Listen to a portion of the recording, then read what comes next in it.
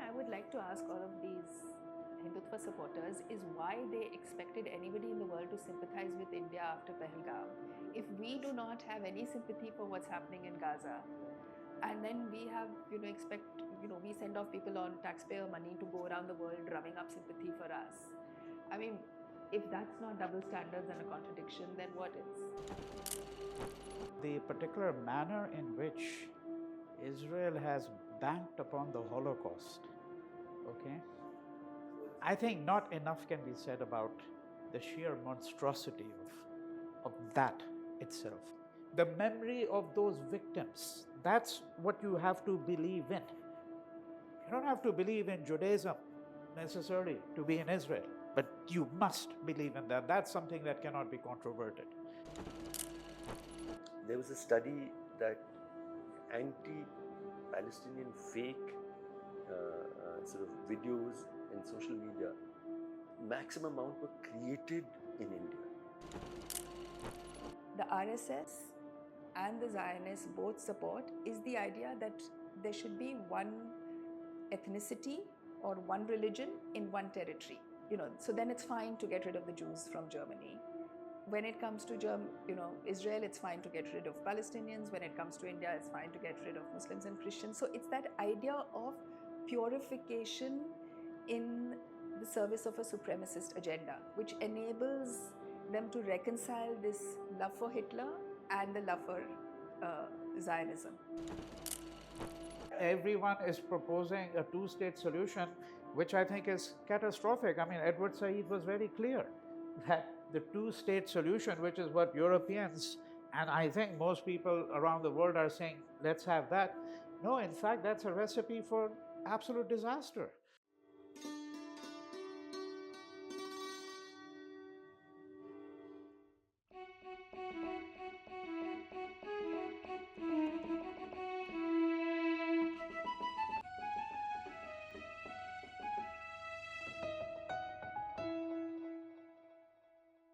Salam, Namaste, Zindabad viewers. I'm Harsh Mander, back with another episode of Ye Daag Daag Ujala, the series in which we are talking about broadly about the state of the Indian Republic, but other issues as well, which we're doing in collaboration with Scroll. Today, we will be reflecting on the genocidal massacre that continues to unfold in Gaza. There are moments in history like the Second World War, the Holocaust, bombings at Hiroshima and Nagasaki, Vietnam, maybe the Rwanda, Bosnia massacres, and now Gaza.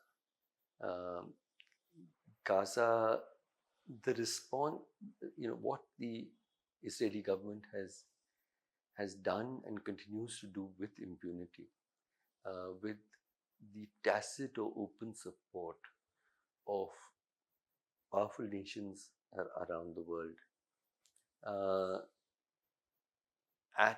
in defiance of all the principles that we thought after the Second World War, humankind had adopted a set of norms about how nations will treat each other, how peoples will treat each other. All of this, is violated with the kind of impunity which we will talk about.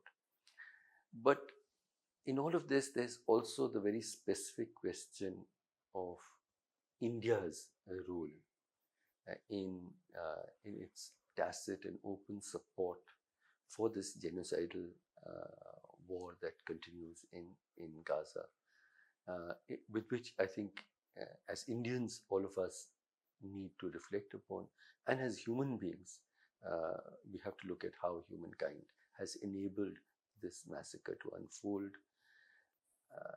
Every time you look at a news report, you look at starving children, starvation being used as an instrument of warfare, goes into the classic description of a genocide.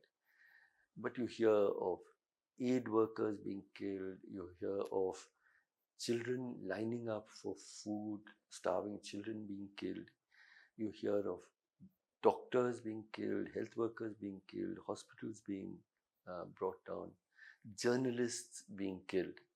It's an extraordinary moment and civilian populations being attacked. Almost all of Gaza being razed to the ground. Within that, what has been the role of the Indian government and, very importantly, the Indian people? India has a proud history, right from Mahatma Gandhi's opposition to the displacement of the Palestinian people to establish the state of Israel, to Indira Gandhi's legendary support and relationship with Yasser Arafat, India's being the earliest country to recognize Palestine. We've really come a very long way from that, and I think it's time for us to reflect on where has India, in my opinion, lost its way so badly. I have two very, very fine colleagues and friends to discuss this. Vinay is a professor of history in the University of California in Los Angeles, UCLA. But he writes, reflects on a number of issues, and has thought and commented extensively on the war in Gaza and its implications. Welcome, Vinay. And thank you. And we have Nandini, Sundar, again a leading voice of public conscience, as I see. And she teaches sociology in Delhi University. So very welcome to you as well. So let me start right where what I was just speaking about. How do how culpable can the Indian government, and I want to talk about the Indian people separately, how culpable will history hold the Indian government for what it has done and not done in relation to the genocidal war in Gaza? Well,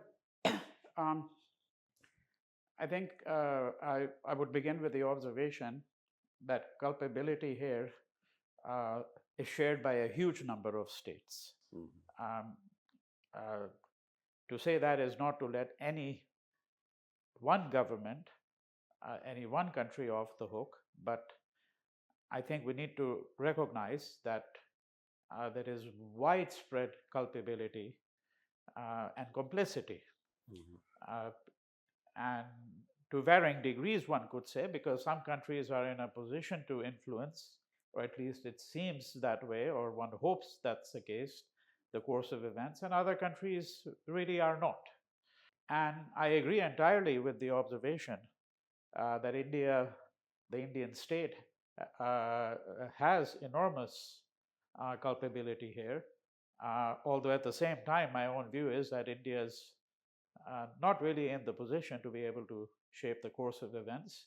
And in fact, I would even take the view that almost no country is. I mean, I think there are people who have constantly said over the course of the last 2 years, of course, the problem here extends to several decades. But if we take only the last 2 years, that is approximately the last 2 years since Hamas's attack of October 7th, 2023, there are people who have held to the view that the United States was actually in the position of being able to influence events and did not, to the extent that it did it only to aid Israel. And I have a somewhat different view of that, because I wrote very early on that whatever the US does or doesn't do, Israel was set on a course of following its own will in this matter, and that it would decimate Gaza in retaliation for Hamas's attack, and of course the fact that it took a certain number of hostages. Um, Now, if we turn to India more explicitly, uh, there are various ways in which one can assess that culpability. One is to really take only the last 2 years and see, how India has positioned itself. It was just hours after Hamas's attack that Narendra Modi, the Indian Prime Minister, called up Netanyahu and offered India's condolences and support. I think that set the tone because someone who is a little bit more judicious, let's say, would have said, well, let's reflect on what's happened, because obviously what's happened has not happened in a vacuum. I mean, even the Secretary General of the United Nations said that what's happened here is not in a vacuum. And to say that is not to exonerate the wanton killing of civilians by Hamas. And one can take a position, and I know that there are some who might even take the extreme position that, well, this is the chickens coming home to roost for Israel, etc. But if one adopts a kind of a principled position on nonviolence, then it seems to me what Hamas did is something that really can't be defended, even if one understands the entire history and understands that things didn't take place in a vacuum. But what struck me was the speed with which the Indian state immediately offers its sympathies to Israel with not a word for the Palestinians. Right? And I think that has been consistently the position of the Indian state. I find it extraordinary that even as there has been a shift in world opinion. Um, uh, so if you look at, let's say, Western Europe, you look at countries in Scandinavia, right? I mean, these countries all essentially defended Israel's right to self-defense. In principle, they still obviously adhere to that position, but many of them now have at least had, some courage in being able to say that, well, what's happening in Gaza, the willful starvation of people, all of that, this is really tantamount to genocide. India, the Indian state has said absolutely nothing about this. And its culpability can also be demonstrated by the fact that, in fact, people who in India seek to actually show their solidarity to the Palestinians are often prevented from doing so, right? So I think that we can measure this culpability in lots of different ways. I'm not even taking into account such things as the fact that India continues to be the largest importer of arms from Israel. And obviously, if India took a principled position on this, and one of the things it would do is it would essentially try to start applying certain kind of sanctions of its own and at least terminate some of these defense contracts, right? So one can pursue that angle. There are lots of different angles that one can pursue. But I think I've said the enough UN, to suggest that there is enormous culpability on the part of India. the UN resolutions, its position, its abstention. Abstention on UN resolutions, all of that. That's part of the story. Yeah. Nandini, there's just going back a little bit into our own history in India. After 2002, the Gujarat massacre, we can forget the fact that that Mr. Modi became a national kind of outcast. He was not given a visa to countries in Europe and North America. The one country that welcomed him with, as a very honored guest then was Israel. And I wonder, and I recall at the time when he was going as this honored guest to Israel, the textbooks in Gujarat actually spoke of Hitler with great praise as a great nationalist leader. It never mentioned the Holocaust. And some of us sent those textbooks to the Israel embassy and said, just be aware of who you're inviting, but that didn't make the least difference. But I also see this ideological, affinity of Zionism and Hindutva in a very ironical sense, because Hindutva's early leaders all spoke explicitly of their admiration for Hitler and for how he solved the Jewish problem. Bulwarker said that, in fact, that's exactly the course that we should follow in solving the Muslim problem. So this ideological sort of union or partnership of Hindutva and Zionism, the personal chemistry that Mr. Modi has shared with successive leaders of Israel, how much do you think that explains, and what are the other sort of, where do you hold the Indian government culpable? On the question of culpability, I think there is a difference in the culpability of different countries. To say that everybody is complicit at some level is, I think, unfair. The US is clearly far more complicit in the genocide than many other countries.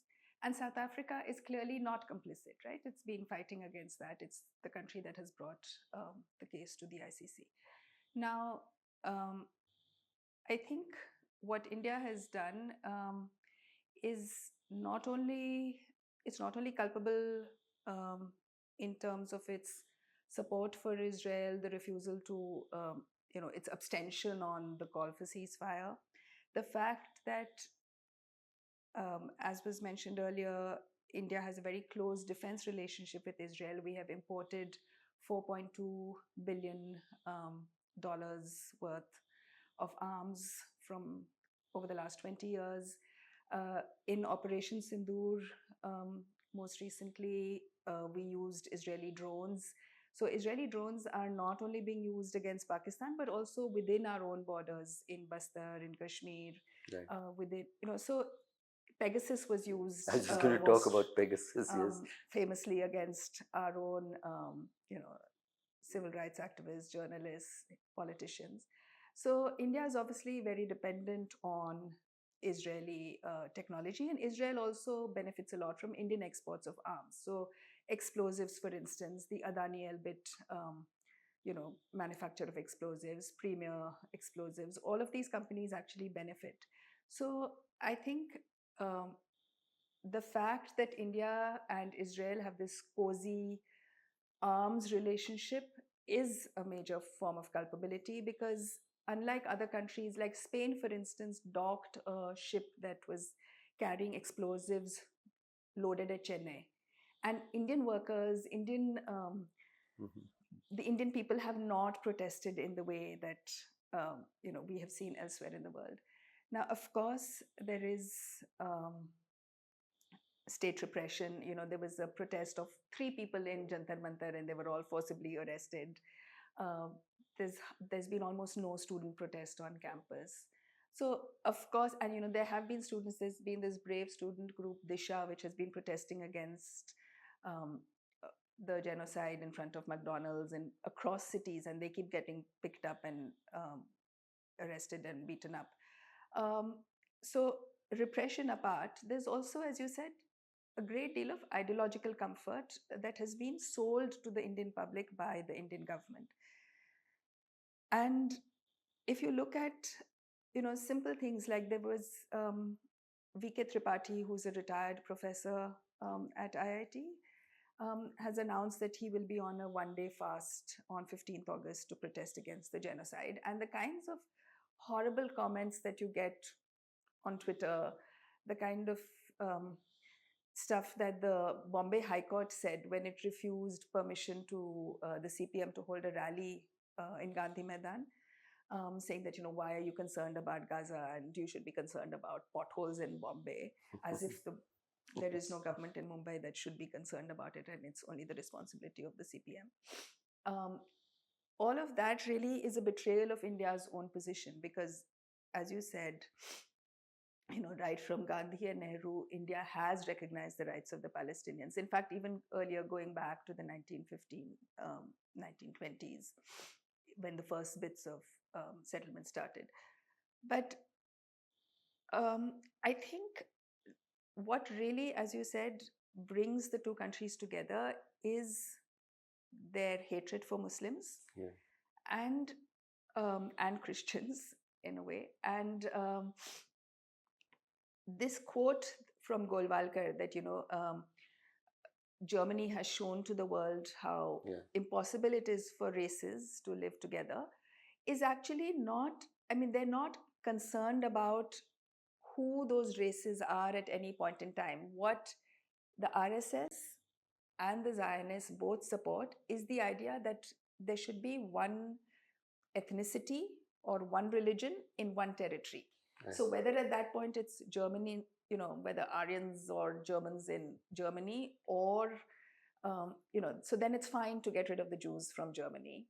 When it comes to Israel, it's fine to get rid of Palestinians. When it comes to India, it's fine to get rid of Muslims and Christians. So it's that idea of purification in the service of a supremacist agenda, which enables them to reconcile this love for Hitler and the love for Zionism.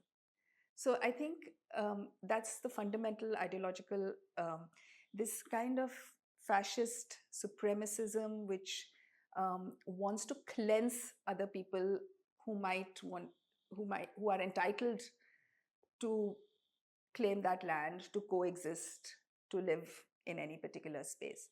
The second thing, I think, which both India and Israel pride, or this, not India and Israel, I would say the RSS and the Zionists, Yes. have really built themselves on, is this feeling of victimization that they've sold to their constituencies as something that has been inflicted upon them, whereas they are the ones who have been doing the victimization. And they've been victimized, and it justifies their hatred for a vulnerable minority. Yeah, but in the case of India, in the case of the Hindus, they have not even been victimized by anybody, right? Yeah, this construction of victimization. Yes. Yeah, so but at the same time, they've built this construction of being victimized by Muslims, by the Mughals, by the last 1,000 years of colonialism, so-called. So India has really, like the RSS has really drawn on this sense that we are now entitled to go back to some ancient past, which is what the Zionists are also claiming, right? That they own the land because, so many thousands of years ago they were there. The other thing is, again, this you see this in a whole variety of different ways in which India has, the Indian government under the BJP, under the RSS, has modeled itself on the idea that one religion, people of one religion are more entitled to citizenship in a particular state. So if you look at Israeli citizenship laws, right. It is a form of apartheid, right? Yes. And the CAA was an attempt to introduce the idea that India is the homeland for Hindus, regardless of wherever else they come from, and all other faiths are and not second. A homeland for Muslims, even and if the people who live here, yeah, Muslims, Christians, Adivasis, Jains, Buddhists, whatever, but it's a Hindu homeland. So you see it in this kind of strict equation of territory, religion, or ethnicity, this feeling of being victimized, this use of laws to reduce other people to second class citizenship. You see it in the way that the whole Ayodhya thing was blown up on to exclude all of these mosque takeovers, right? Whether it's Ayodhya or it's Shahidgah or etc., is sort of very similar to the way that the Zionists are trying to take over Al-Aqsa and exclude Palestinians from worshipping there. So India is really ideologically under this government, and I shouldn't say India because this is really an RSS agenda. And because the RSS is in power, they are infecting the whole of the Indian population with the idea that this is an acceptable way to behave. And that's what we see. Likewise, it's not about Israel, but it's about Zionism. the Zionist government and so on. But I just wanted to stay with the question of the Indian people. So a few friends decided that we'd gather at Nehru Place and do a surprise kind of protest. It was such a modest protest that we were given posters and the flag of Palestine. We were instructed, you go to shops and just move around. And at 12:30, all of us suddenly gathered and we'd put up the flag, no slogans, and the poster. Uh, it was really a modest protest, very symbolic. Literally within 5 to 7 minutes, and this was an unannounced protest, a crowd gathered, and it was a very aggressive crowd. I work with lynch mobs. It had the energy of hate on people's faces, like a lynch mob. And it literally took 5 to 7 minutes for them to gather. They were the ones who called in the police, and they just kept screaming and shouting, and they said a lot, which the RSS says. You Musliman desh hai, it's a Muslim country, that's why you're speaking out. That was one of the things they said. Why aren't you concerned about when Bangladeshi Hindus were being massacred, you didn't come here, etc., etc. And they kept, and then people started throwing things, mud, rotten tomatoes, etc. The police kept pushing us. We kept trying. I tried to argue with people. Why are you being anti-national? I said, I love my country. That's why I'm standing here. I can't bear to see my country lose its way. But obviously there was no space for that kind of dialogue. And the cops actually kept pushing us. And I was struck by the fact that was the violent crowd. This was a very peaceful group of people who didn't even raise a slogan. But all of their action was here. Their backs were turned.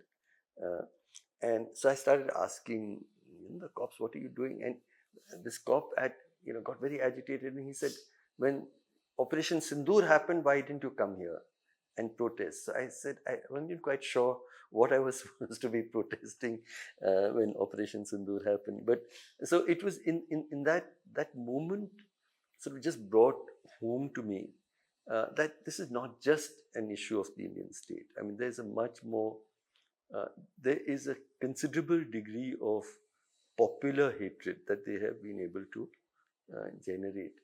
There was a study that anti-Palestinian fake sort of videos and social media, maximum amount were created in India. I mean, that's terrifying to think that. So, those famous videos where people, where they claim this group of girls were going, Israeli girls were going for a picnic, and they said this was sex trades and that babies were slaughtered. A lot of that was created in India. So there's and the third is the absence of protest. And we, in places like the United States and in many countries in Europe and Germany, where I teach, the consequences are actually very severe on students. And yet everywhere I saw large protests. I saw the encampment was there. I went to Japan. I saw an encampment there. I don't see those anywhere. Where students sit, they defy.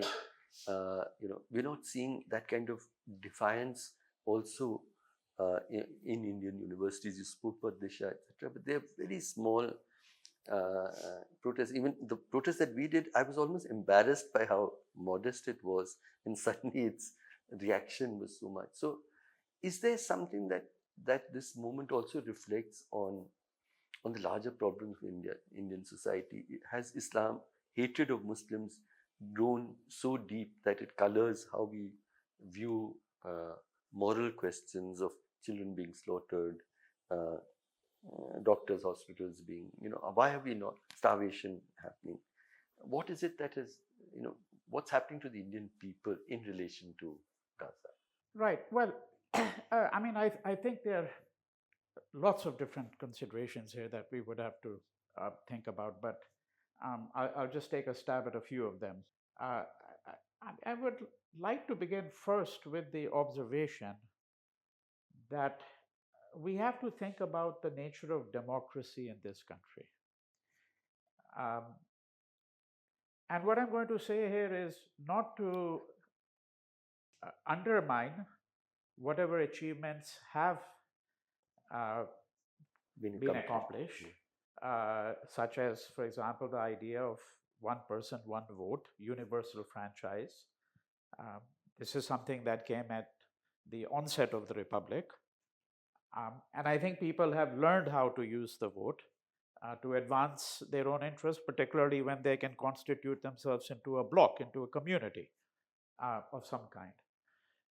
Now, there are certainly many critiques of what happens when democracy gets reduced to electoral democracy. And I'm alluding to those critiques when I suggest that we shouldn't undermine the achievements of electoral democracy.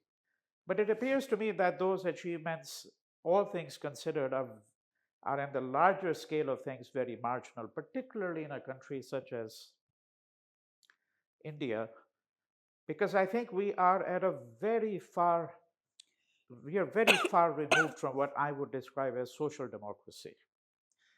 A social democracy is a way of understanding a society where one begins to entertain democratic sentiments towards the other, and does so in such a way that the other becomes more proximate to oneself. I mean, the most radical form of that, which I don't think has been achieved in any society, but that most radical form of that, where would be one would actually host the otherness of the other within oneself. Now, I think that there were moments in India when we came very close to doing that, actually. We didn't have the word for democracy. And what do I mean by that? What I mean by that is that I think that if you look at what is called the Ganga Yamuna Tehzeeb, that is the culture in the Doab between the two rivers, and I'm aware of the critiques. I'm aware of those who say, well, this is all romanticized and so on, but we can't have a lengthy discussion on that. I'm just simply offering my own position on that. That in that culture, particularly when you had people like Gandhi around, who really represents a kind of ecumenism, which I think is absolutely extraordinary, that the Muslim felt himself or herself to be incomplete without recognizing something of the Hindu within themselves. And the Hindu likewise felt himself or herself to be incomplete without recognizing something of the Muslim within themselves. This might have been purely tacit. Nobody needed to have theorized it as such. Okay. And in that sense, there was a certain kind of democratic sentiment. Now, I don't think that we really have democratic sentiments towards each other in this country.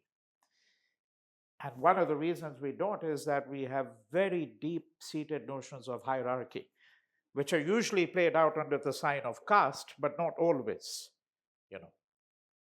Right? So I think that's the first set of considerations, because your question is, what's happened to us as a people, right? That when you and a handful of other people, maybe 10, 15, 20, whatever, just wage a silent protest, suddenly there's a ruckus over it, and you're a crowd or let's use that word, mob, which has its own politics, descends there and out of the blue, as it were, and trying to disrupt your protest. And it's quite obvious the violence is on their side, not on your side, but you're the ones who are now going to be, as it were, charged by the police, right? So what's happened to us as a people that something like this becomes possible? Now, there were other thoughts that were entertained in the discussion. So, for example, the hatred for the Muslim, for example, and it was suggested by Nandini, and of course I would agree that one of the things that ties together India and Israel is this idea that the Muslim is our enemy, right? In fact, I would say that there is a kind of a triad which began to develop in the early 2000s. And there are ways to politically demonstrate that. And that triad was, an attempted triad of United States, Israel, and India as three alleged democracies that were basically under siege from Muslims. right? We have to remember the history of Islamophobia in the United States as well, right? The history of that in India and Israel is all too evident, obviously, but certainly in the US as well. So I think that's part of the story. The other part of the story has to do um, with a profound kind of insularity that I find in India. And again, whether one finds this kind of insularity in the United States, I mean, I spend, 3/4 of my time or 2/3 of my time there, and the remaining time largely in India or elsewhere. Uh, and certainly I'm aware of the kind of insularity that one finds in the US as well. But here, it's all too palpable. How is it all too palpable? I mean, I find that there's virtually no coverage in our newspapers of international events. What's going on in the Congo or Sudan or something like that. It's an absolute blank there, right? But I also find it. I mean, it was such as the event we held on Hiroshima and Nagasaki. The supposition is that this is someone else's problem, or why should we be interested in something like what happened in Hiroshima or Nagasaki 80 years ago?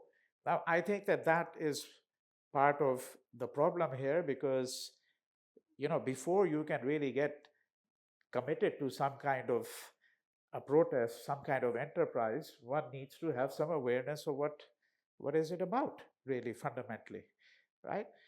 And one can then, of course, begin to really broaden this set of questions into other questions. I mean, if you're looking, let's say, at the era of Nehru, but I would say it really goes back to the 1930s, even the late 1920s, when you begin to see people like Nehru, Kamala Devi, Ram Manohar Lohiya, many others.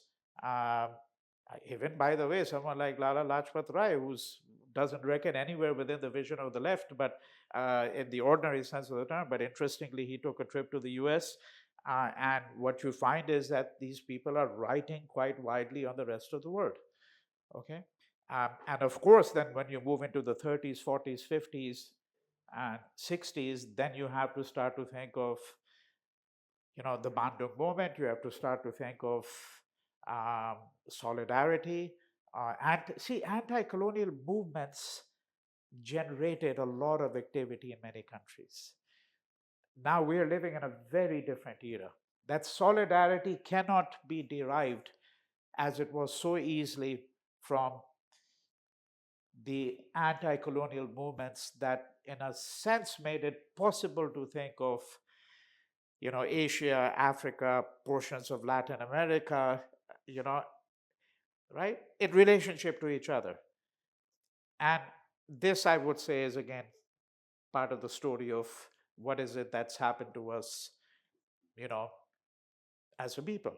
But one could obviously take a much simpler position, and that simpler position has to do with the fact that people who get involved in protests and so on understand that the stakes are quite high, the risks are quite high in this country, frankly. Right? I mean, we can see that you can have a comedian who has something to say against the present political dispensation and may have to pay a price for that. Right? Now, the fact that it's increasingly happening in many other countries is no solace at all. But I think that there are common people who understand the risks that you undertake, right? Yeah, I think I'm very persuaded by the things you said. But in that little encounter, I was struck by the fact that they had a little bit of knowledge. I mean, they talked about Hamas. I mean, when they were screaming, Yeah. they were talking about Hamas. They talked about the hostages. They talked about, different aspects. Yeah,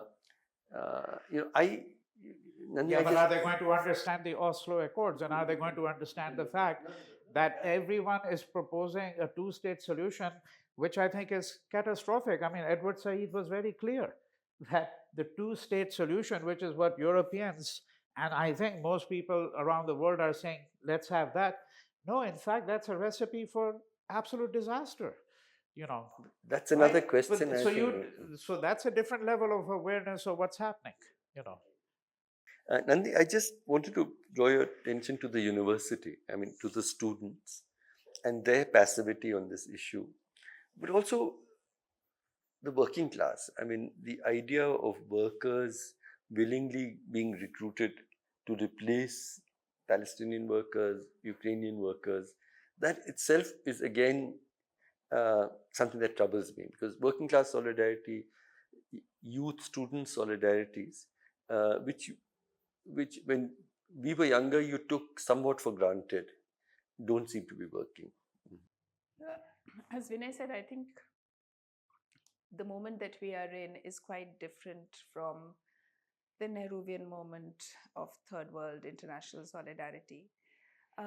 We also see a huge decline in the left, and that the left movement has always been a source of Yeah. international solidarity, information about international movements.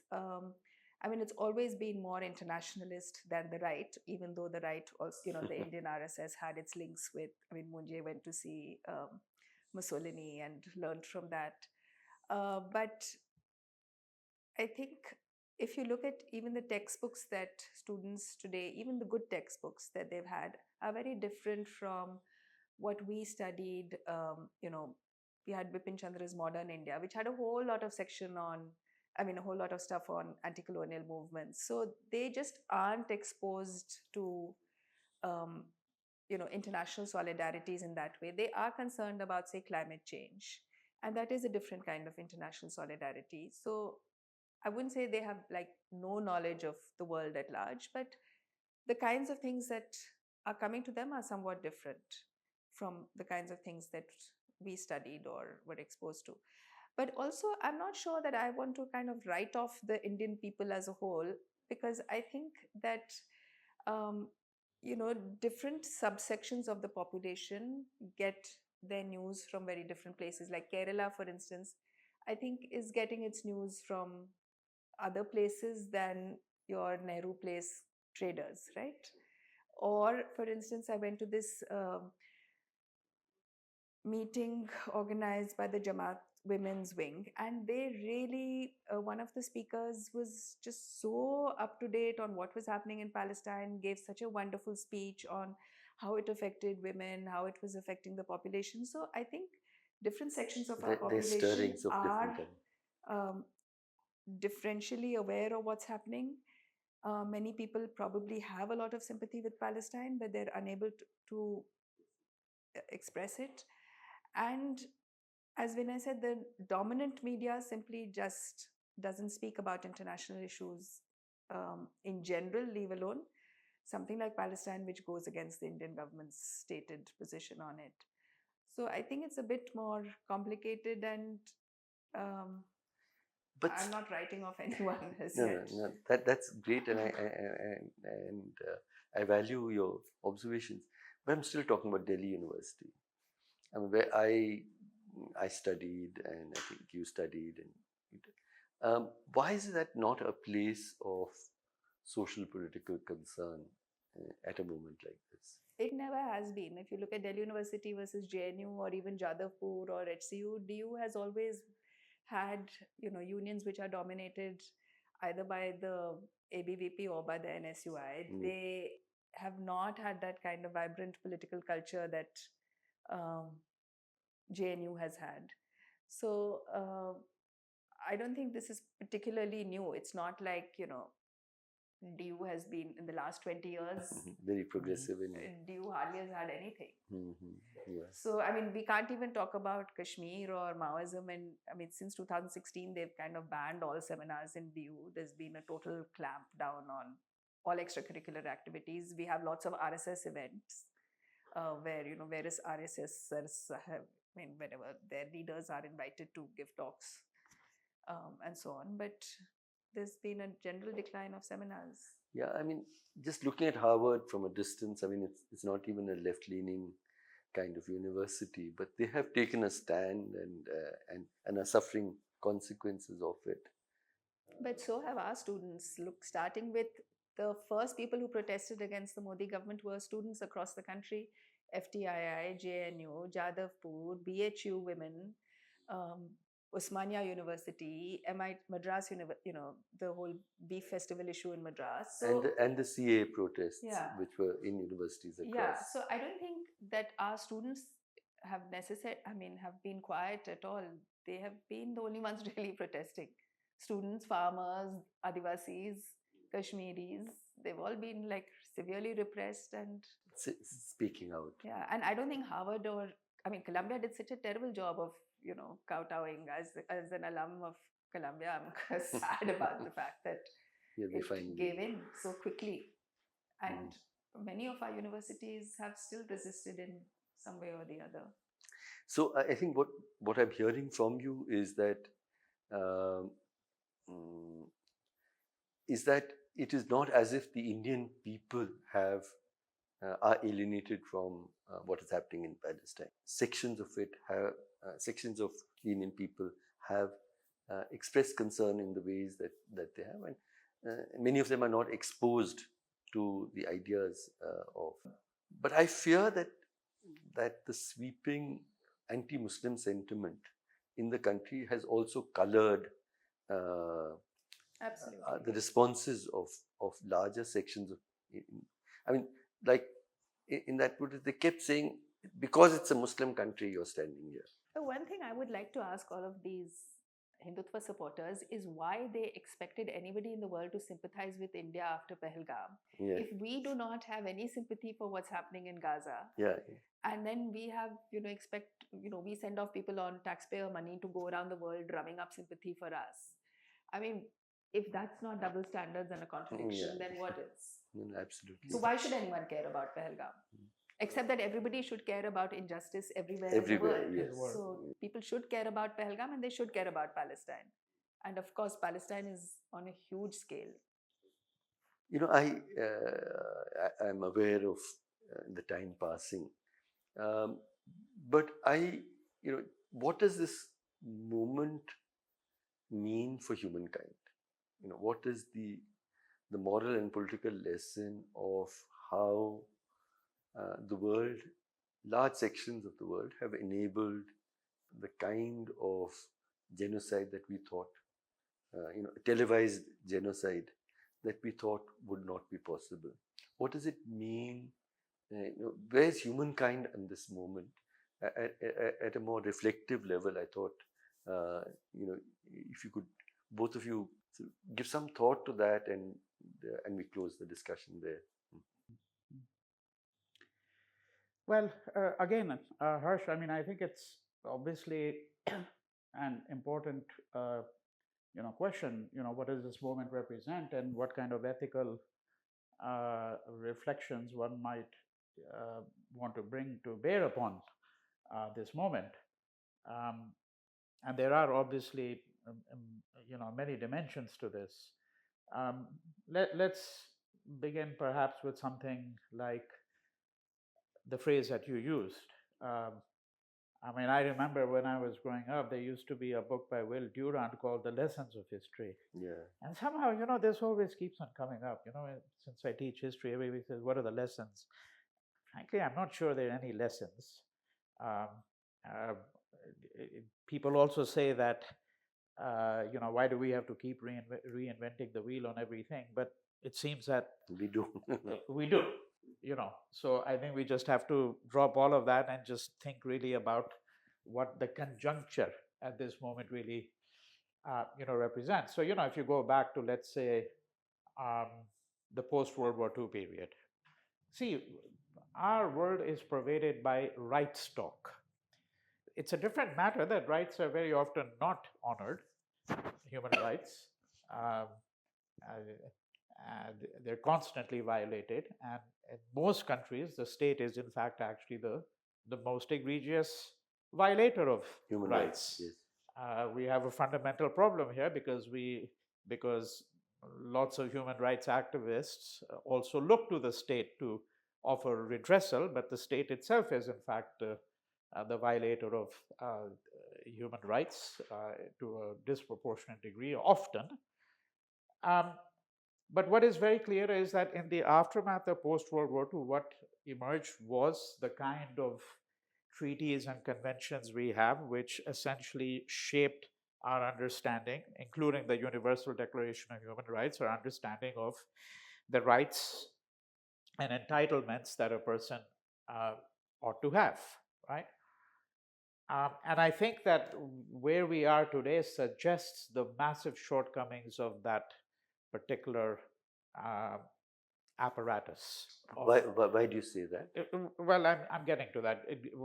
The massive shortcomings of that apparatus with respect to international governmentality and so on. Well, I think the reason I say that is palpably clear from what's happening in Gaza. I mean, let's not forget that the International Court of Justice it hasn't given its final verdict. It's given an interim kind of verdict in a way. But apart from the International Court of Justice, the UN every day has been issuing a denunciation of what's happening there, at least for the last 1 year. The UN has a special rapporteur on human rights in the occupied territories. I mean, you read the recent reports of Francesca Albanese, you know, where her most recent report is a remarkable document in many ways, right? And what is a document? It's a document about how we have moved from an economy of occupation to an economy of genocide. It just came out 2 days ago. And one of the things she talks about is the fact that, you know, if you look at the cloud services that the IDF uses, well, who do you think furnishes? Amazon, Google, Microsoft. I mean, you know, she documents the degree of complicity of all of these corporations. But here again, it looks like we have to reinvent the wheel, because if you go back to Nazi Germany, I mean, Auschwitz, Birkenau, where the killings took place, Auschwitz was, you know, I'm not getting into the technicalities of Auschwitz 1, 2, 3 and all of that, but Auschwitz was the site of the largest company in Germany. They had a whole plant in Auschwitz. I'm talking about IG Farben. That's the nature of these institutions. It's the nature of the beast, you see. Now, I don't think any kind of international convention on this or that is going to do and make a fundamental difference. I won't say an iota of difference, because there are instances where it does make a difference. And I'm not, of course, saying that we need to write these off, but what I'm saying is that, again, I don't think that this world that was shaped in the aftermath of World War II can offer the kind of protections that ordinary people need and require and should definitely get. It's simply not possible. That's part of the story of the conjuncture of where we are. Now, we would have to bring in a lot of other elements into the story. One of those elements unquestionably has to do with, you know, leave aside climate change, which is part of the conjuncture of where we are at the moment, and its perils and hazards, inequality. Every single index that you can think of shows the growing inequality between nations and within nations. And again, let's not forget that the conventions that became part of the language of at least liberals include such thing as that the conception of rights was not limited to political rights. It included economic rights, social rights, cultural rights. There's a whole host of documents about that, you know. But Vinay, I think that's a long conversation. Yeah. I don't think it's a failure of the regime, the idea of rights. Yeah. It's a failure of the moral and political adherence to that framework. And what you're saying, I think, is that we haven't developed corrective mechanisms for holding those failures accountable. What I'm saying is this. You see, I don't think that you can capture the idea of what is required of the moral imagination only through rights. The fundamental intellectual problem in the second half of the 20th century was a supposition that you could capture it just through that. No, I think fraternity, No. the idea of fraternity is probably central to. Well, this is where we go central to back the to such moral things as imagination. social democracy and so on. That you that you know it, I have to. This line is always very useful. Okay, this is from Gandhi's trial in 1922 when he was put on trial on charges of sedition, and he says, and I'm quoting his exact words. He says, "Affection cannot be manufactured by the law. The law can tell you that you can't discriminate against me simply on the basis of my color or the fact that I'm disabled or that I'm a woman or trans or this or that. That is on the basis of those kind of conceptions through which primordial conceptions through which identity is formulated. Right? It can say you can't discriminate on the basis of that, but the law cannot tell you that Mr. Mander has to have affection for Mr. Lal. Right? How do you actually so to speak, produce affection? Right? I think the question was that what is displayed by how the world, much of the world, is responded and not responded to a televised genocide in Gaza, reflects that humankind, in a sense, has not developed mechanisms of solidarity and care.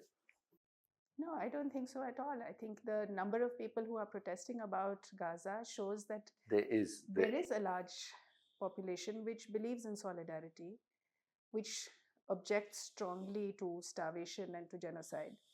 I think what this moment has shown us very clearly is that the liberal hypocrisy that states depended on, that powerful states depended on, has been shown up to be exactly that, liberal hypocrisy. It's been shown up as straightforward racism, the fact that you can have completely double standards on Ukraine and on Gaza.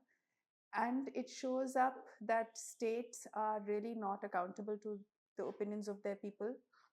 It shows that the current lot of right-wing regimes that we have are working very explicitly and openly and unashamedly in favor of large corporations, which benefit them and which benefit their cronies. I mean, the way that Modi is working in favor of Adani and not in favor of the people of India.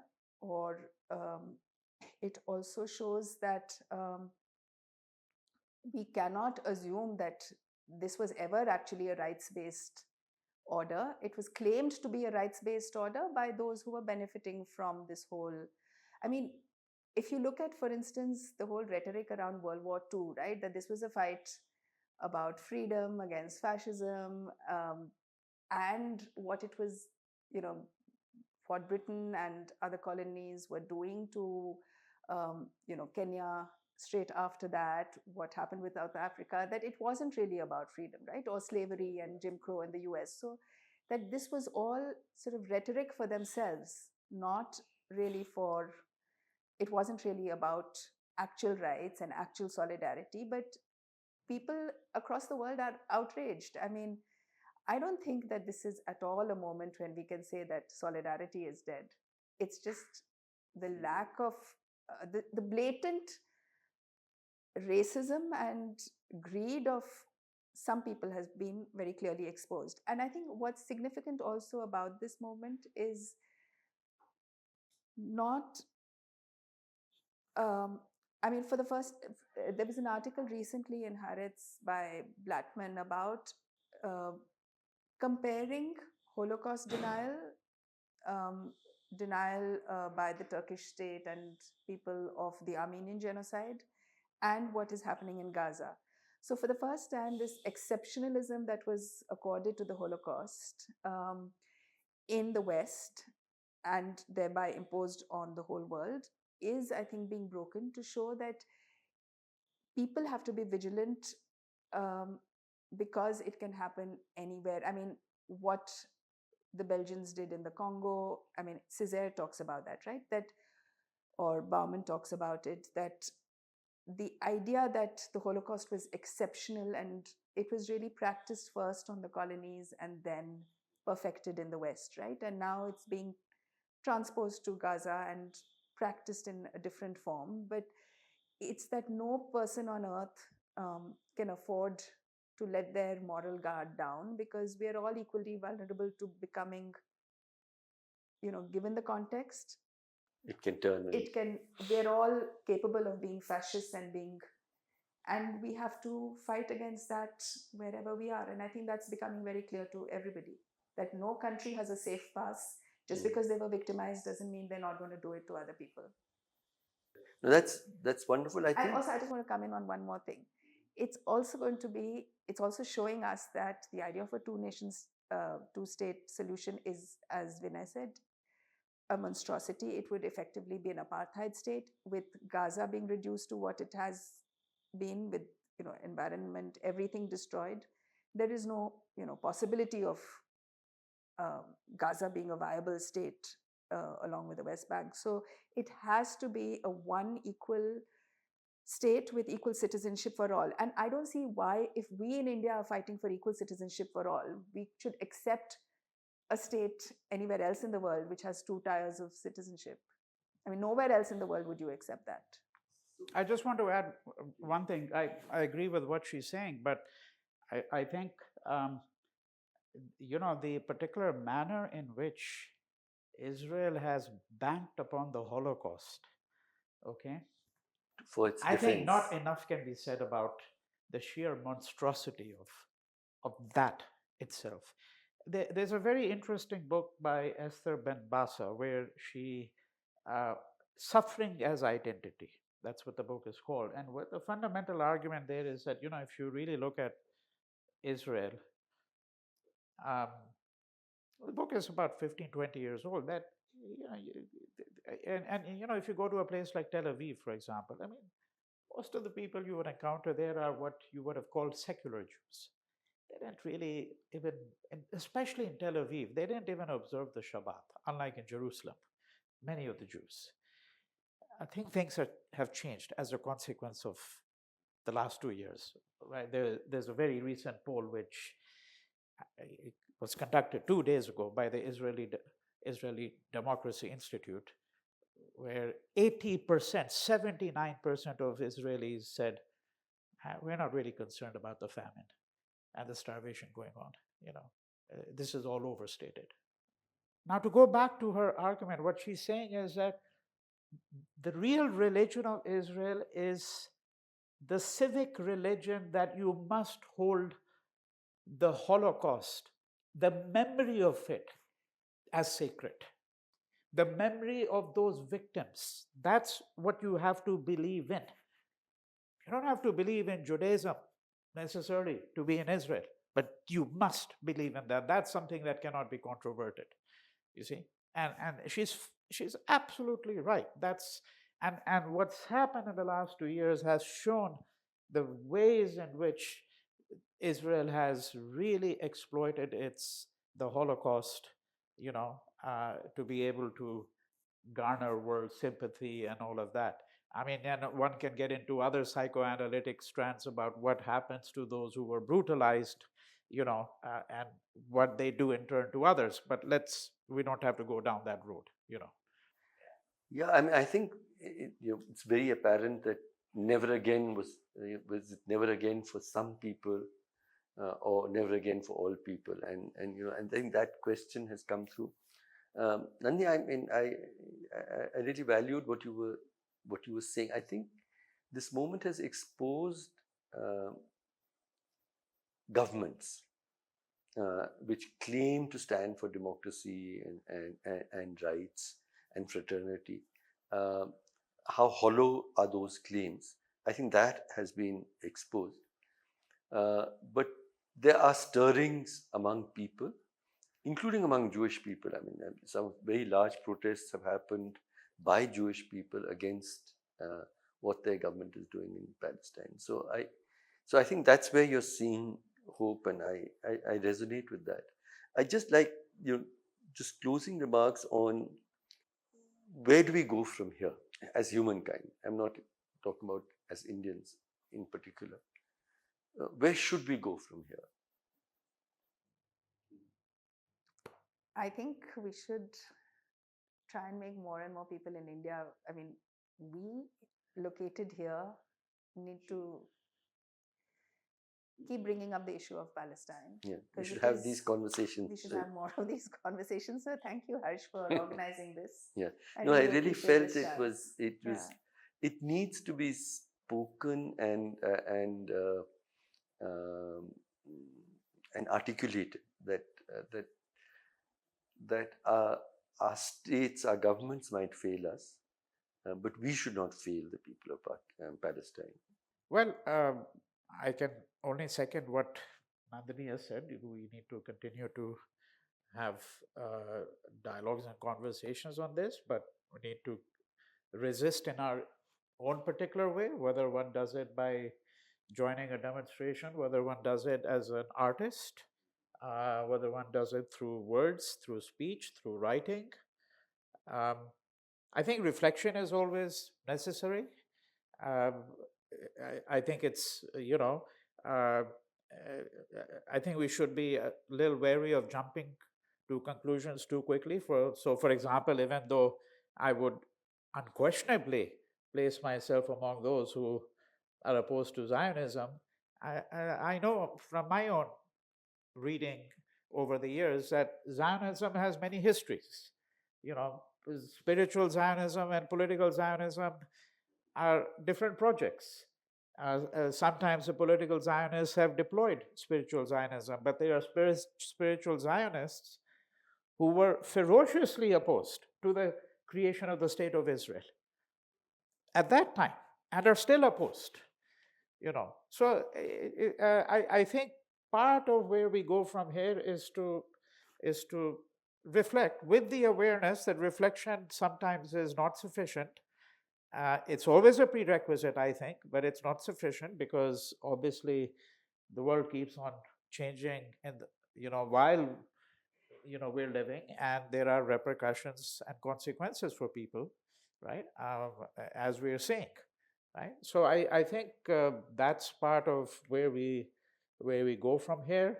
And I think in this case, I mean, if somebody asked me for a very practical kind of thing, I mean, I'm actually outright in favor of a complete boycott of the State of Israel. I think, I mean, it's not going to happen, but when I say complete, I mean to the extent where I think, it's necessary to sever relationships, make it difficult for an Israeli to travel.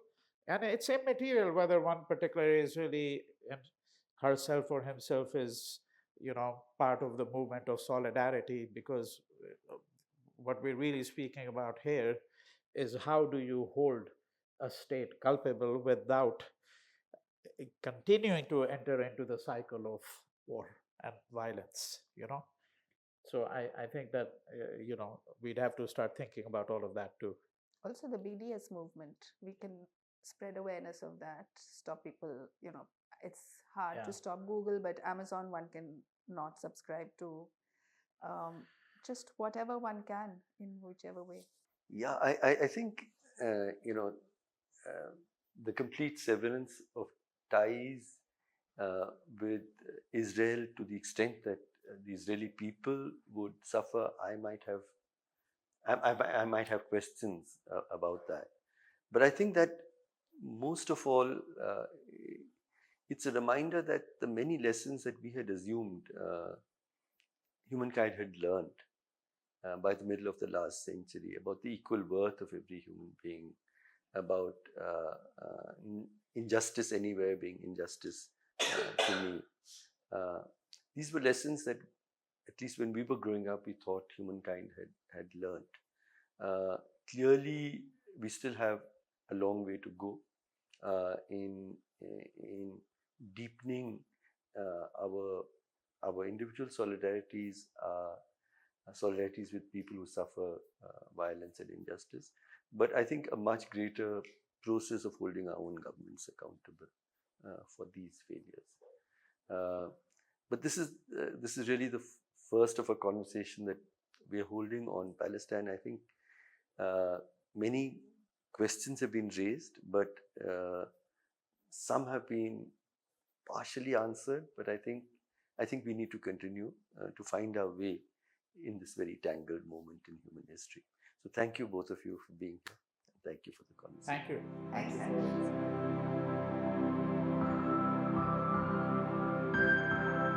ये दाग दाग उजाला, ये शब गजीदा सहर, वो इंतजार था जिसका, ये वो सहर तो नहीं।